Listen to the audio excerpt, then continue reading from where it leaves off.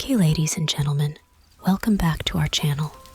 If you're new here and enjoy horror stories, hit subscribe below and join us.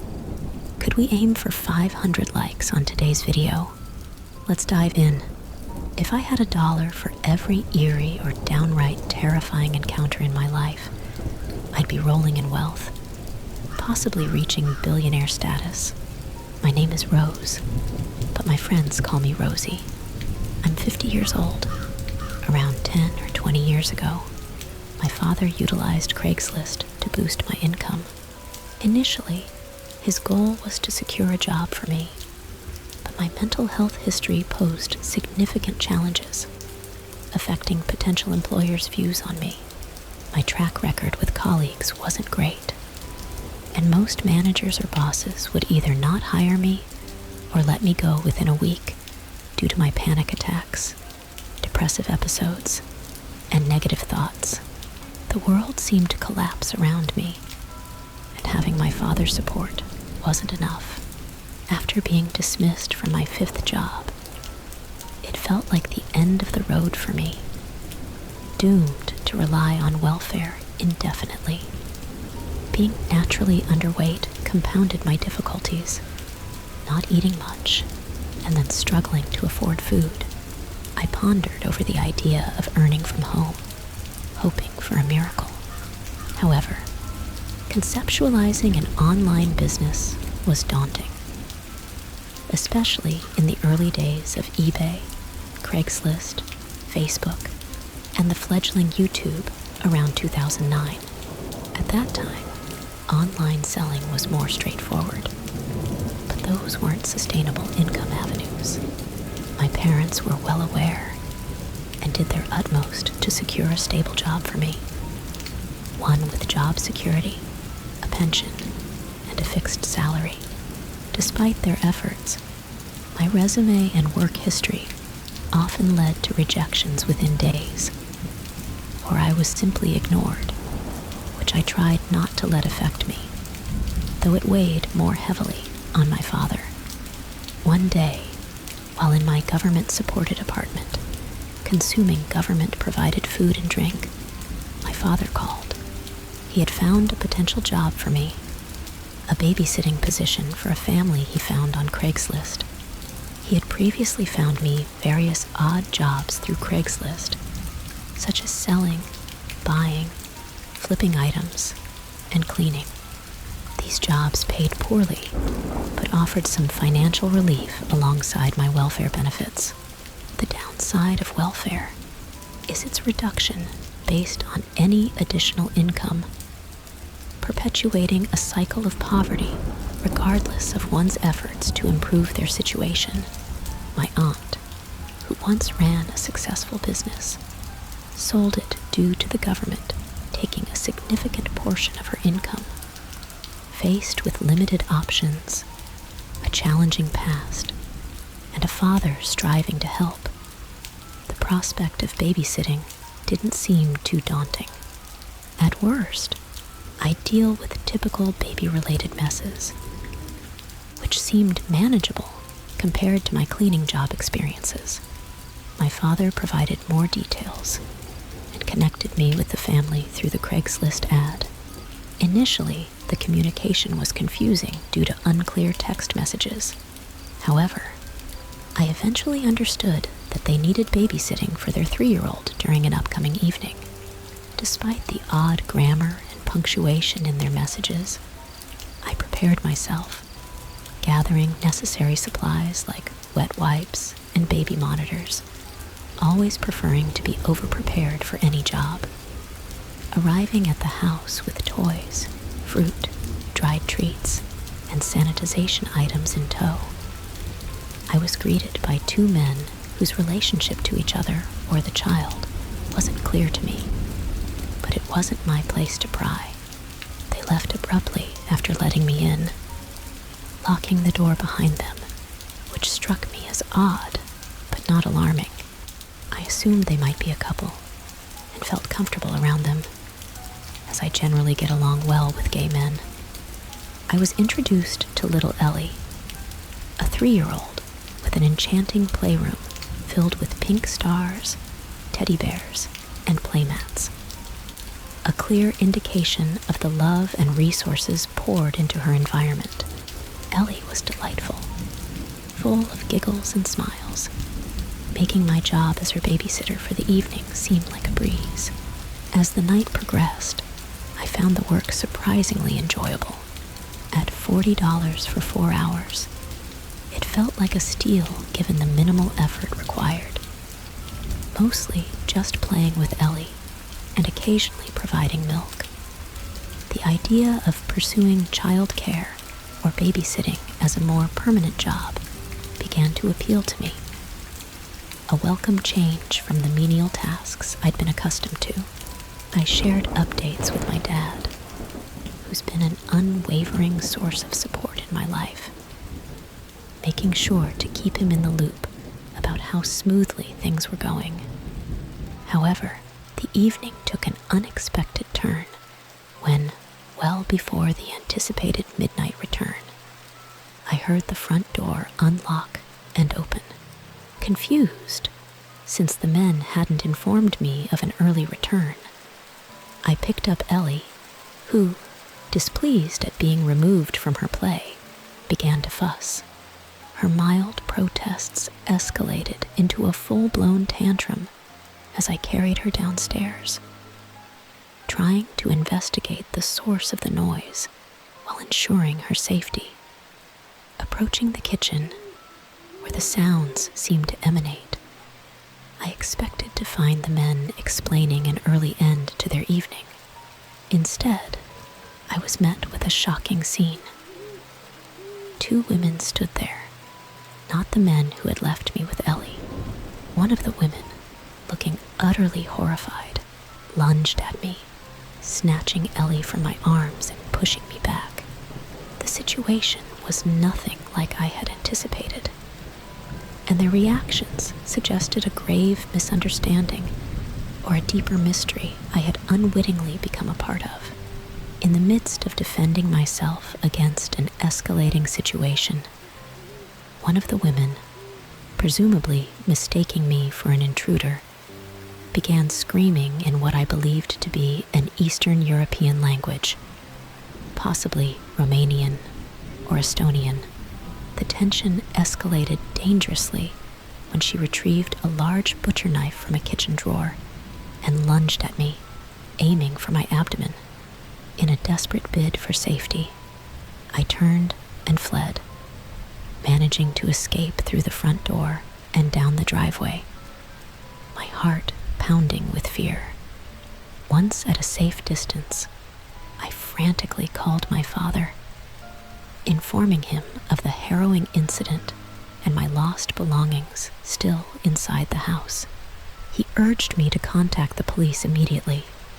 The authorities quickly intervened, clarifying the situation with the 2 men who had initially hired me for babysitting. It turned out to be a grave misunderstanding that nearly ended in tragedy. The women, unaware of my presence and role as a babysitter, mistakenly believed I was attempting to abduct Ellie. Reflecting on the ordeal, I recognized the critical importance of clear communication and how its absence could lead to dangerous consequences. While I empathized with the women's instinctual reaction to protect what they perceived as a threat to their child, the situation was exacerbated by the men's failure to inform them of my engagement as a babysitter. The men defended their oversight by claiming they hadn't anticipated the women's visit, a weak excuse for a misunderstanding that nearly cost me my life.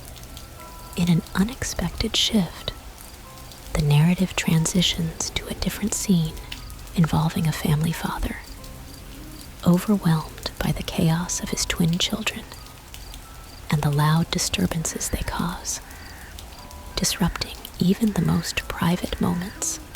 This sudden jump in perspective introduces a new layer to the evolving narrative, potentially leading to another intriguing, albeit less perilous, storyline. Discovering a calamitous scene of a shattered TV, the aftermath of my twin son's recklessness, I was confronted with the daunting prospect of replacing the expensive plasma screen, a purchase that had cost me significantly. My wife, overwhelmed with frustration, was in the midst of scolding our sons, who seemed oblivious to the severity of their actions, now casually playing soccer in the backyard. Recognizing that anger and punishment had proven ineffective in the past, especially considering their ongoing therapy for behavioral issues and autism, I sought a more composed approach, taking a moment to collect myself and share a reassuring embrace with my wife. I ventured outside to calmly engage with my sons. Through a gentle conversation interspersed with passing a soccer ball, I inquired about the incident. After a brief silence, the truth emerged. A Wii remote, hurled in a moment of gaming frustration, had been the culprit. Unfortunately, such damages were not covered under warranty, leaving me with the tough decision of either investing in a new TV or forgoing one altogether. In the ensuing weeks, the absence of a TV shifted our family's leisure habits. My wife resorted to streaming movies on her laptop through dubious sites, while our sons abandoned the Wii for their handheld Nintendos. The void left by the TV nudged me towards purchasing a cell phone for personal entertainment. Financial constraints led me to Craigslist in search of a more affordable TV replacement. I stumbled upon an ad for a used TV, significantly smaller and older, but within my budget at $450. The ad was detailed and professional, outlining the TV's features and capabilities. Hoping for assistance with installation, I offered the seller an additional $100 to set it up in my home. After a period of no response, which left me anxious, the seller eventually agreed, providing a glimmer of relief amidst the ongoing challenges of managing family dynamics and unexpected expenses. As a layman in matters of technology, I placed my trust in the electrician to handle the installation of the replacement TV. When he arrived, I was reassured by his professional demeanor and apparent competence. He efficiently completed the installation, despite the mismatched sizes resulting in a somewhat awkward fit. Nonetheless, I was satisfied with his work and readily compensated him for his services. After bidding farewell to the electrician, my family and I settled into the newfound comfort of having a functional TV once again. However, our brief respite was shattered when moments later, one of my twins managed to shatter the screen, adding another expensive mishap to our already strained budget. Frustrated and disheartened by yet another costly accident, I swiftly addressed the situation, disciplining the responsible twin and implementing strict consequences. With my patience wearing thin, I couldn't help but lament the series of unfortunate events that seemed to plague our family, further highlighting the challenges of parenthood and financial strain. Despite the setbacks, I found solace in the warmth of summer, seeking a moment of reprieve with my wife in the backyard. However, our peace was short-lived as the piercing scream of distress echoed through the air, signaling yet another crisis unfolding inside the house. Rushing back inside, we were met with the disheartening sight of a cracked screen and a distressed child, while the other twin sought refuge upstairs, likely aware of the repercussions of his actions. As frustration and disappointment welled up within me, I resolved to address the situation firmly, balancing discipline with empathy as we navigated yet another setback in our tumultuous journey as a family, when the inspectors walked in, accompanied by a couple of police officers. This wasn't the usual routine, and the atmosphere in the room shifted palpably. The inspectors began scrutinizing documents and questioning workers, their presence casting a shadow of unease over the usually bustling cafe. As the inspectors made their rounds, they approached the group of Mexican workers, their demeanor stern and authoritative. It was evident that something was amiss, and I couldn't help but feel a sense of foreboding creeping over me. The Mexican workers, seemingly unfazed by the scrutiny, presented their documentation confidently, but the inspectors' expressions remained impassive. Suddenly, one of the inspectors motioned for the police officers to step forward, and before anyone could comprehend what was happening, the workers were handcuffed and escorted out of the depot. Shock rippled through the room as we watched the scene unfold, unsure of what transgression had led to such swift and severe action. In the aftermath of the raid, rumors swirled among the remaining workers, speculation running rampant about the nature of the workers' offenses and the potential repercussions for the company. It was a sobering reminder of the precariousness of our positions, the company's questionable practices, and the consequences of cutting corners in pursuit of profit. As the dust settled and the cafe gradually returned to its usual buzz of activity, I couldn't shake the feeling of unease that lingered in the air. The incident served as a stark reminder of the realities of the delivery industry, where exploitation and disregard for regulations lurked beneath the surface, threatening the livelihoods of workers and the integrity of the business alike. And amidst it all, I found myself questioning the ethics of my continued involvement in an enterprise rife with uncertainty and moral ambiguity. Were scarce in the wake of the company's closure. It was a trying time, filled with uncertainty and financial strain. The prolonged investigation cast a shadow of doubt over my future prospects, leaving me feeling helpless and frustrated. As days turned into weeks, the pressure mounted, and the reality of my situation became increasingly dire. I watched as my savings dwindled, and the prospect of providing for my family grew increasingly daunting. With each passing day, the burden of responsibility weighed heavily on my shoulders, driving me to desperate measures in search of a solution. Despite my best efforts to secure alternative employment, opportunities were scarce and competition fierce. The job market was saturated with displaced workers, all vying for the same limited positions. Rejection became a familiar companion, adding to the sense of despair that threatened to consume me. Amidst the turmoil, my daughter remained my guiding light, her innocence serving as a beacon of hope in the darkness. Every sacrifice, every hardship endured was for her sake, a testament to the depths of a parent's love and determination.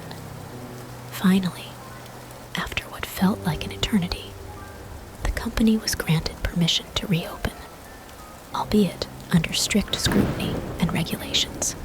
It was a bittersweet victory, tempered by the toll it had taken on my livelihood and well-being.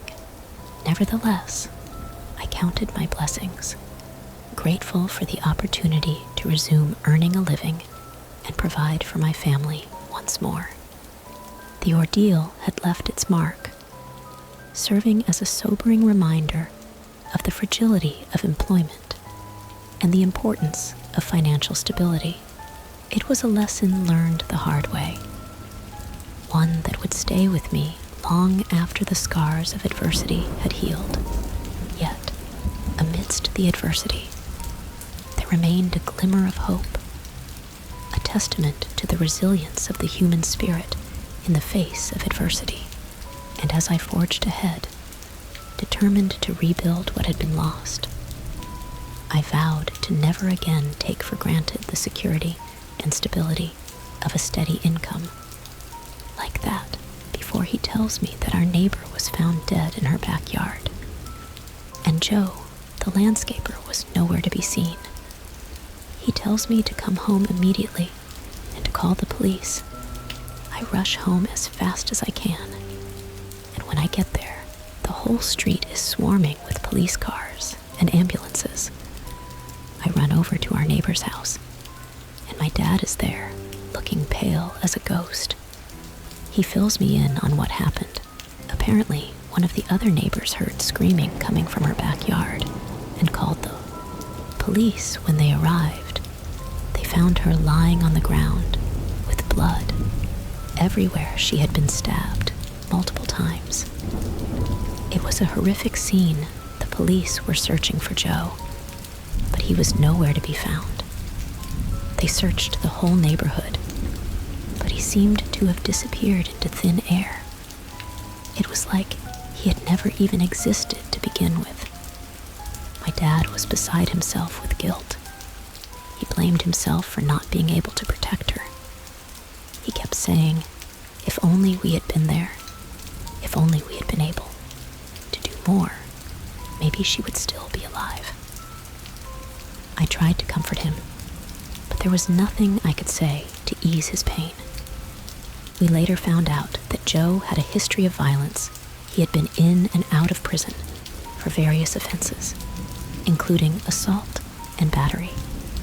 Our neighbor had no idea she had hired a dangerous criminal to work in her yard. She had trusted him to do his job, and he had betrayed that trust in the worst possible way. It was a wake-up call for all of us. We realized that you can never be too careful who you let into your home or your life. My dad was never the same after that. He became paranoid, always looking over his shoulder, always afraid that someone would come after us. Next, we moved away shortly after that. I couldn't bear to stay in that house, knowing what had happened next door. But the memory of our neighbor and what happened to her will haunt me forever. It was a tragedy that never should have happened, but unfortunately, it did. And now all we can do is try to move on and remember her for the kind-hearted woman she was, and not the senseless way her life was taken from her, rushed past them, and burst into the house. My heart was pounding in my chest, and I was shaking with fear as I entered the living room. I saw my family sitting on the couch, looking somber. My mom had tears in her eyes, and my dad looked devastated. I immediately asked them what had happened, and my dad finally told me the horrifying news: our neighbor had been brutally murdered by the landscaper we had hired off of Craigslist. It felt like my world was crashing down around me. I couldn't believe that. Something so terrible could happen right next door to us. My mom hugged me tightly, and my dad tried to reassure me that everything would be okay.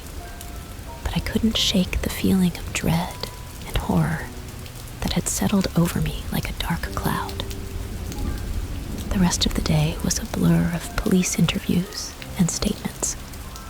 My parents were questioned for hours, and I had to give my own account of what had happened. I couldn't sleep that night. I kept thinking about our neighbor and the horrific way she had died. Couldn't help but feel guilty for not being able to do more to protect her. In the end, the landscaper was caught and arrested, but it didn't bring our neighbor back. Nothing could undo the tragedy that had occurred. I vowed to never hire anyone off of Craigslist again, and to always be vigilant about about who we let into our lives. But the memory of that day will haunt me forever. And I will never forget the innocent woman whose life was taken so senselessly. The nightmarish events that unfolded in my neighbor's house left our entire family in a state of shock and disbelief. As I rushed into the house, frantic with worry, I found my parents sitting on our neighbor's bed, their expressions telling me more than any words could convey. It was clear that something truly horrific had occurred, something so unimaginable that even my father couldn't bring himself to explain it. The truth emerged in fragments, each detail more horrifying than the last. The landscaper my neighbor had hired from Craigslist had perpetrated unspeakable violence, using his gardening tools to sever her limbs one by one, leaving her mutilated and helpless. By the time the authorities arrived, it was too late to save her. The landscape was shot dead by the police as he attempted to attack them. But my neighbor's injuries were fatal, and she passed away before help could reach her. That night, our family was shattered, consumed by a silence so heavy it felt suffocating. We couldn't bring ourselves to eat or speak. We could only retreat to our beds, seeking solace in sleep, however fleeting it may be. The gruesome tragedy had left an indelible mark on our lives, a reminder of the darkness that lurked beneath the surface of our seemingly peaceful neighborhood. Thank you to all of my long-term loyal followers for your continued support. If you're new here and you enjoy unheard of brand new horror stories, please consider subscribing to my channel. Don't forget to leave a like on today's video before you go. I also have a message for you all before I sign off today. If you can, please share these videos or find ways to help grow my channel. Whether you have your own YouTube pages, forums, or group chats, or if you're a content creator yourself, your support in spreading the word about my channel would be greatly appreciated. The landscape of YouTube has become challenging for smaller channels like mine, as it's dominated by AI channels that simply copy and paste stories from Reddit without permission. This unethical practice, coupled with paid views on Google Ads, gives these channels an unfair advantage, stifling the growth of authentic storytellers like myself. I believe it's crucial to support true storytelling channels and ensure they have the opportunity to thrive. So please, if you can, do everything you can to support my channel and others like it. Your help is invaluable, and together we can make a difference. Thank you, and I'll catch you tomorrow night with another chilling tale.